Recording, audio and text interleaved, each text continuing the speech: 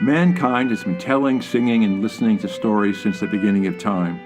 First through gestures, then grunts, pictographs, language, manuscripts, incunabula, books, films, ebooks, audiobooks, and soon by the immersion into a virtual reality. As a boy, I can vividly remember summer visits and walking from my grandfather's farm down a dirt lane to a small market with a big potbelly stove to buy penny candy. There sat a group of old men telling stories. I was enthralled. We have always needed to hear a new yarn, something to move us beyond our scope of experience, someone else's story. That's what begat literature and its collection in libraries. The sharing of stories was a driving force for the Bible and Quran and was the basis for liturgical reading and study. In Farmington, the Bible was the first reader, and each mother's duty was to teach reading to her children. A child's passport to an outside education was based upon the ability to read the Bible. Secular literature was generally held in private libraries of the clergy and wealthy classes, who had urbane collections including the ancient and European writings through the Enlightenment. Reading was not restricted to religious text, however. Classic and humanistic works were as popular in Farmington as they were in Europe, along with newspapers, almanacs, chapbooks, and novels. In Farmington, the common man's life was simple. Almanacs, broadsides were plentiful. Secular books were not. Farmington's subscription libraries evolved from Samuel Gridley's 1704 collection through a succession of subsequent iterations.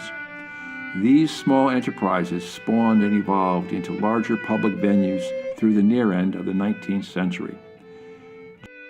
Julia Brandegee organized the first Tunxus Library in 1882.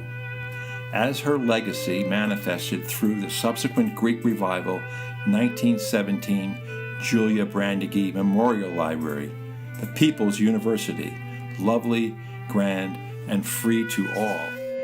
Unionville's Free West End Libraries, 1894 beginnings, developed into a new 1917 Renaissance-style West End Carnegie Library until it was subsumed by the Farmington Libraries as a branch in 1959.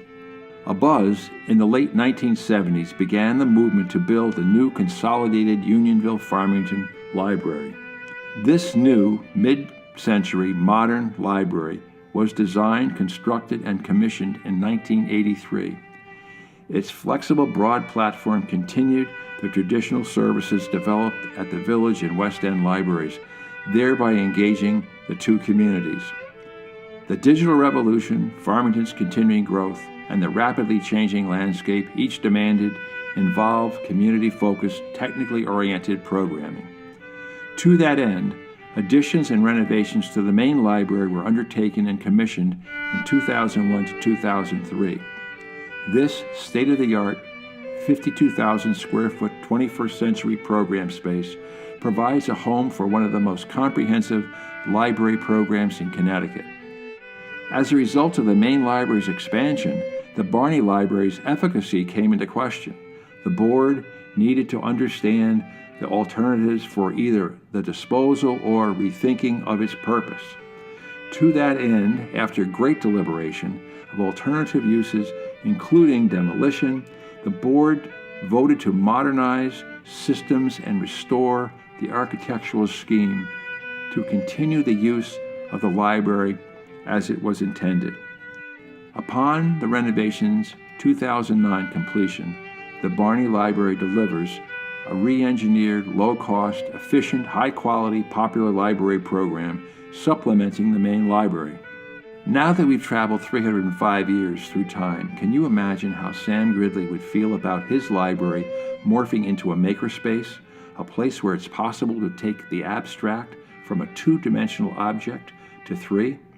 The Makerspace opened in March of 2016, delivering hardware and software tools to create and print 3D models, a hands-on experimental learning center where learning a range of skills from embroidery to bicycle repair is an everyday occurrence, and where digital media editing, converting analog media to digital, enhancing analog media, utilizing digital tools, video production methods, and video casting are taught. It is also a community gathering point for jewelry making and other learning opportunities, including simple circuit theory and computer coding, while it incubates the future of libraries.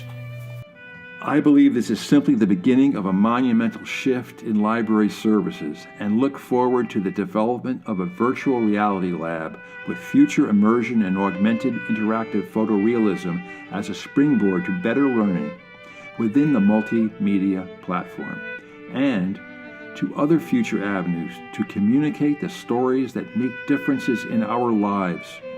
I think Sam would be very pleased to think he started such a wonderful tradition. What do you think?